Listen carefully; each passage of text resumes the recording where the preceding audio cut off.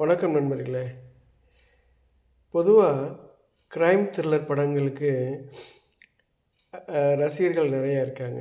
அதுக்குன்னு ஒரு ஸ்பெசிஃபிக்காக ஒரு குரூப்பே இருக்காங்க. உலகத்தில் இருக்கிற எல்லா மொழிகள்லேயும் இந்த கிரைம் த்ரில்லர் படங்கள் வெளிவந்துக்கிட்டு இருக்குன்னா வெற்றி அடைகின்றன.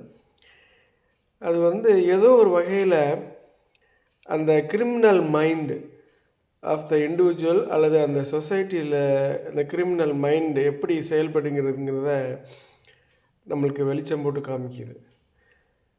அந்த வகையில் பார்த்தீங்க அப்படின்னா, இந்த தந்தி ஒன் தொலைக்காட்சியில் நிறைய இந்த கிரைம் த்ரில்லர்ஸ் படங்கள்லாம் போடுறாங்க.